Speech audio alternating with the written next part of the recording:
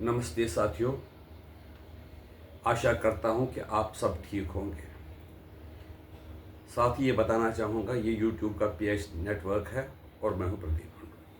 22 अप्रैल 2025 को जो घटना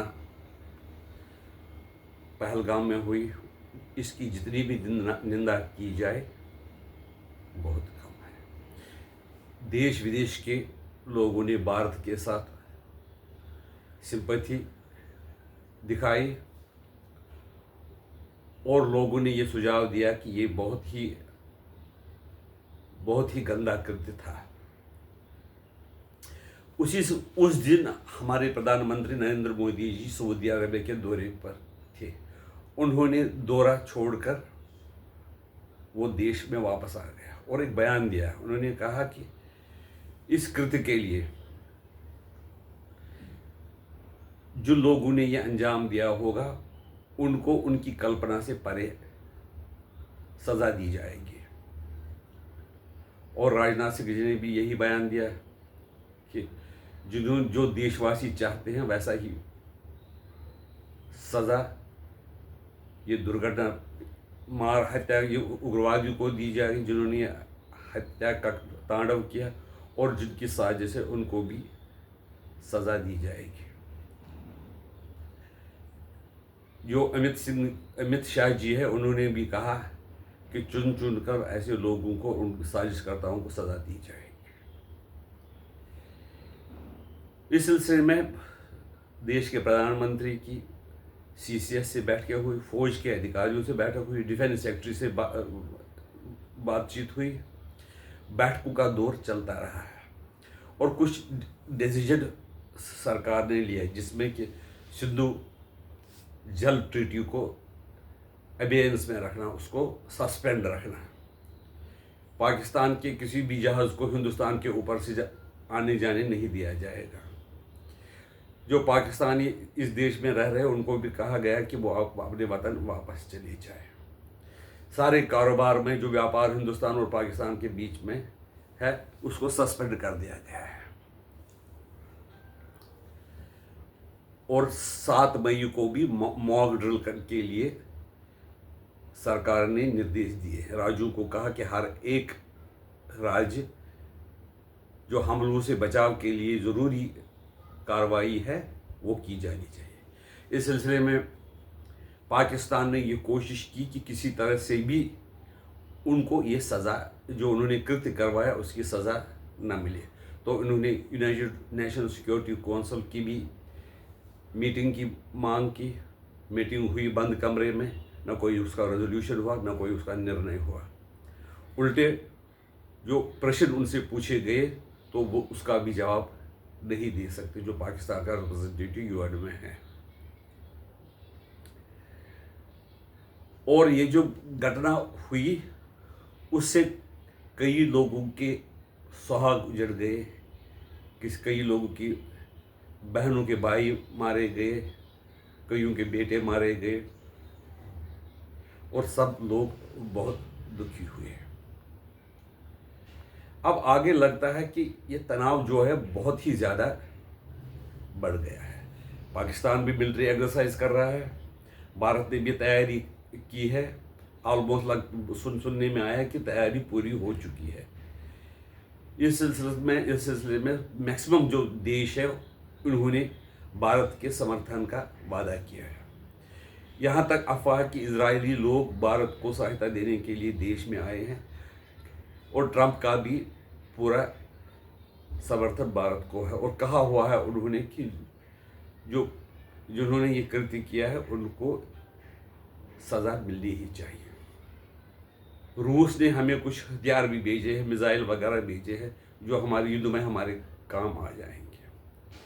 एक युद्धपोत बनाने के लिए हमने रूस को दिया था, बताते हैं कि वो 28 तारीख को भारत में आ जाएगा।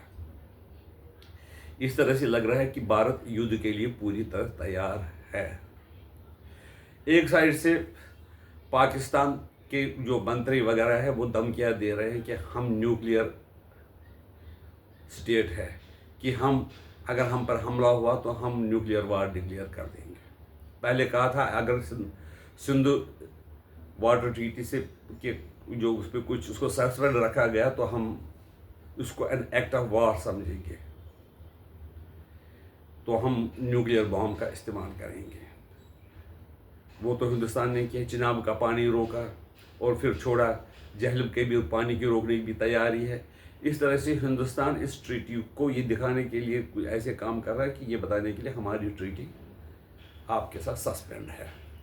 इस सिलसिले में भारत ने पहले ही 2 बार नोटिस दी थी उनको कि ये जो ट्रीटी है ये वन साइडेड है, ये भारत के खिलाफ है, तो हम इसको उसमें कुछ बातचीत करके इसको अमेंडमेंट करना चाहते हैं। 2 बार लेटर भेजने के बावजूद भी चाइना ने जो पाकिस्तान ने उसका कोई उत्तर नहीं दिया,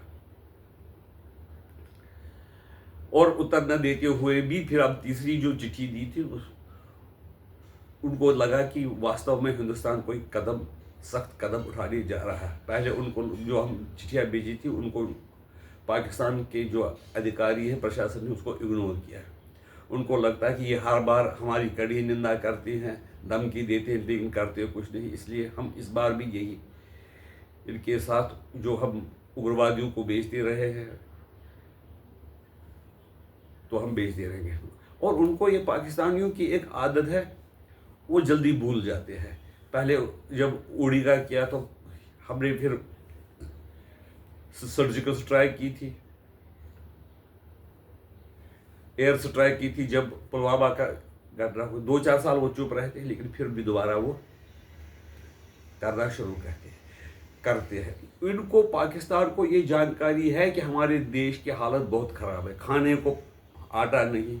बलूचिस्तान में वहाँ के लोग आज़ादी मांग रहे हैं, वो फौजियों को मार रहे हैं। खैबर पख्तूनख्वा में हालत ठीक नहीं, फिर भी वो दुस्साहस करने से पीछे हटते नहीं हैं। अब जो लोग पहले युद्ध की धमकियाँ देकर न्यूक्लियर हथियार करने की धमकी देते थे, वो अब कह रहे हैं कि युद्ध करने से किसी को फायदा नहीं होगा।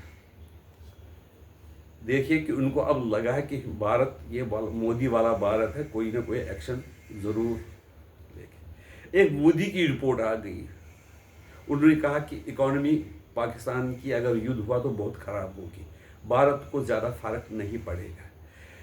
अच्छा, जो तैयारी पाकिस्तान इस वक्त कर रहा है युद्ध से बचने के लिए, उसमें बताते हैं कई लोग 10,000 करोड़ रुपये का डेली का खर्चा आता है, कई कहते हैं 5 लाख करोड़ का 5,000 करोड़ का खर्चा रोज़ के हिसाब से आता है।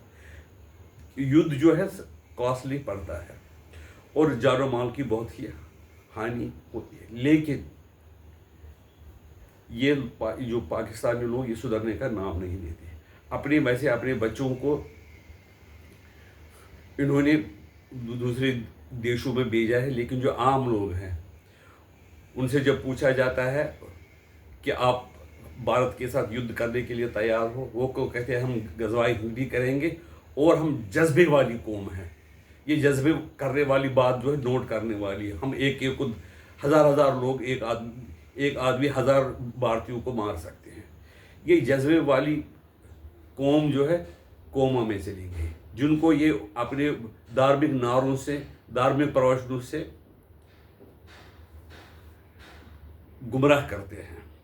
और आपने देखा कि जो बयान 22 अप्रैल से वहाँ के जो chief of the army staff Asim Munir ने दिया था कि हिंदू और मुसलमान अलग कौम है, यानी कि उसने इशारा दिया कि मुसलमानों को समझाने की कोशिश की, तो हमें अगर जब हिंदुस्तान पर कब्ज़ा करेंगे, कश्मीर पर अपना कब्ज़ा वापस लेंगे, तो ये हमें सवाब का काम होगा और हमें 72 हुर्रे मिलेगी। ये हम दीन का काम कर रहे हैं।